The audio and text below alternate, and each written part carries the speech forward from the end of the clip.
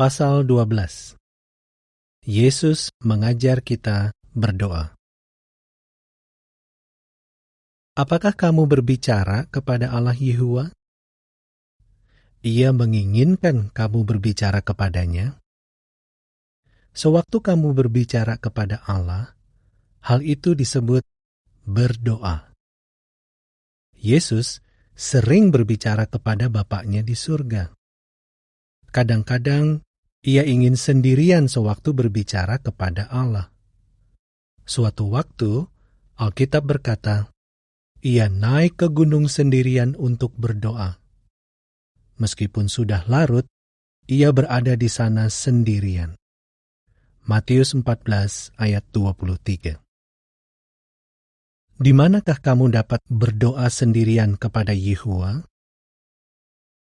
Mungkin kamu bisa berbicara kepada Yehuwa sendirian sebelum kamu tidur malam.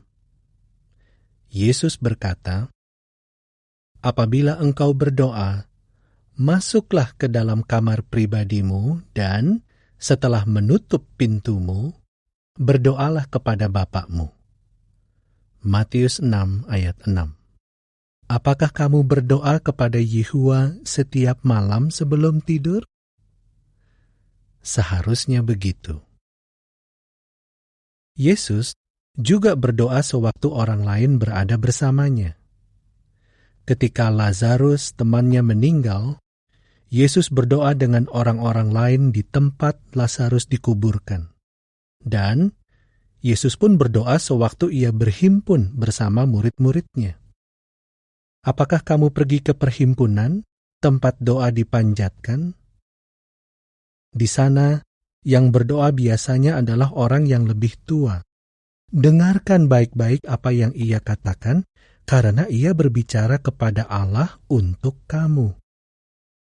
Lalu, kamu bisa mengatakan amin untuk doa itu. Tahukah kamu apa artinya mengucapkan amin di akhir sebuah doa? Artinya adalah kamu menyukai doa itu. Itu berarti kamu setuju dengan doa itu dan kamu menginginkan doa itu menjadi doamu juga. Yesus juga berdoa pada waktu makan. Ia berterima kasih kepada Yehuwa atas makanannya. Apakah kamu selalu berdoa sebelum kamu makan? Baik sekali untuk berterima kasih kepada Yehuwa atas makanan kita sebelum kita mulai memakannya. Orang lain boleh mengucapkan doa sewaktu kamu makan bersama-sama. Tetapi, bagaimana kalau kamu makan sendirian?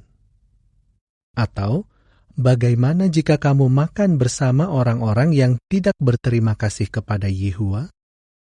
Kalau begitu, kamu perlu mengucapkan doa sendiri. Apakah kamu harus selalu berdoa dengan suara keras? Atau, dapatkah Yehuwa mendengarmu jika kamu mengucapkan doamu dalam hati? Kita bisa mengetahui jawabannya dari apa yang dialami Nehemia. Ia adalah seorang penyembah Yehuwa yang bekerja di istana Raja Persia Artasasta. Pada suatu hari, Nehemia sangat sedih karena ia mendengar bahwa tembok Yerusalem, ibu kota bangsanya, dalam keadaan roboh.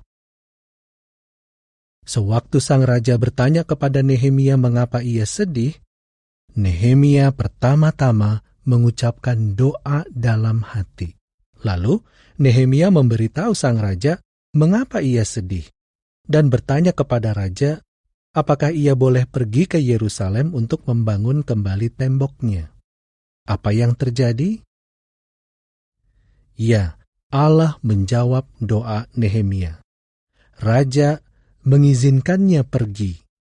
Raja bahkan memberi Nehemia banyak kayu untuk membangun tembok itu.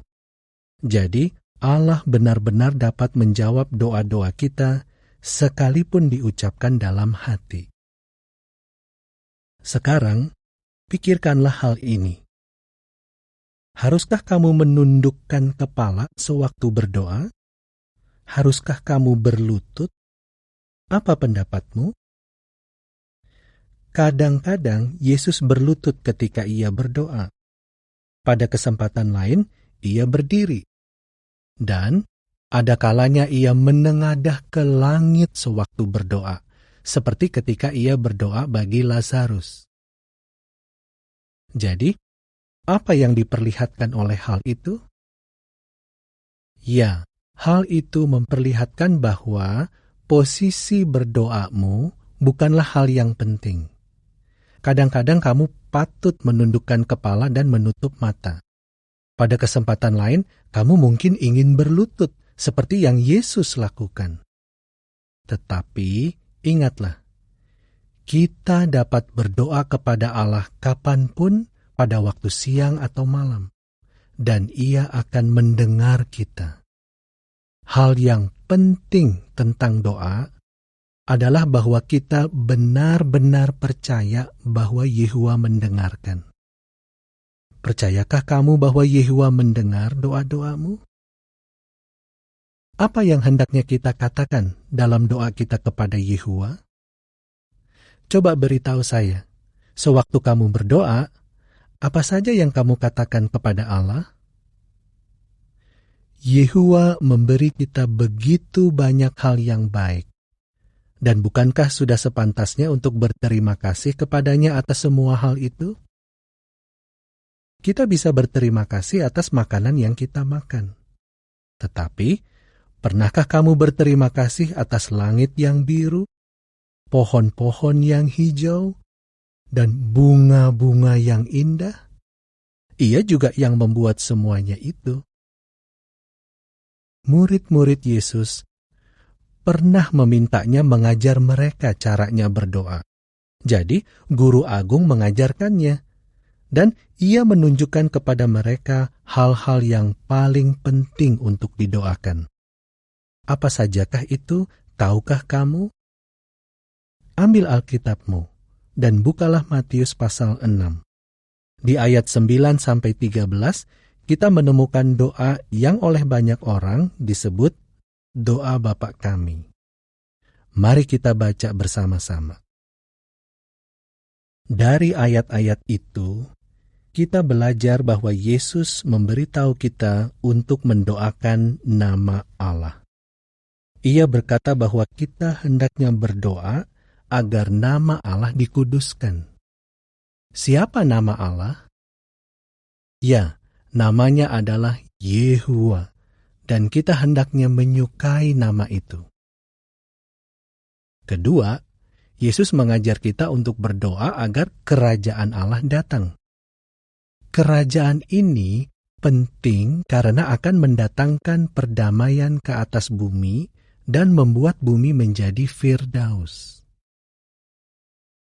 Ketiga, Guru Agung mengatakan agar kita berdoa supaya kehendak Allah terjadi di bumi seperti di surga. Jika kita mendoakan hal itu, kita harus melakukan apa yang Allah inginkan. Berikutnya, Yesus mengajar kita agar berdoa memohonkan makanan yang kita butuhkan tiap hari. Ia juga mengatakan bahwa kita hendaknya menyatakan penyesalan kita kepada Allah apabila kita telah melakukan hal-hal yang salah. Dan kita harus meminta agar Allah mengampuni kita. Tetapi sebelum Ia mengampuni kita harus mengampuni orang lain jika mereka telah berbuat salah kepada kita. Mudahkah bagimu untuk melakukan hal itu? Yang terakhir ialah Yesus mengatakan bahwa kita hendaknya berdoa agar Yehuwa melindungi kita dari si fasik, setan si iblis. Jadi, semuanya adalah hal-hal yang baik untuk diucapkan dalam doa kepada Allah. Kita harus percaya bahwa Yehuwa mendengar doa-doa kita. Selain meminta Dia untuk menolong kita harus selalu berterima kasih kepadanya. Ia senang apabila kita tidak asal-asalan dalam mengucapkan doa, dan apabila kita meminta kepadanya hal-hal yang benar. Dan Ia akan memberikan hal-hal itu kepada kita.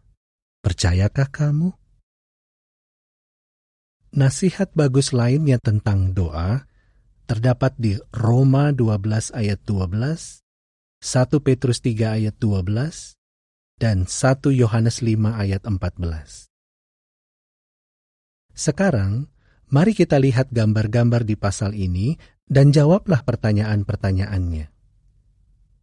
Yesus berdoa sewaktu ia sendirian dan sewaktu ia bersama orang lain. Mengapa kamu harus sungguh-sungguh mendengarkan doa-doa yang diucapkan di perhimpunan? Kapan kamu bisa berdoa dalam hati seperti yang Nehemia lakukan? Apa yang dapat kamu katakan kepada Allah dalam doa?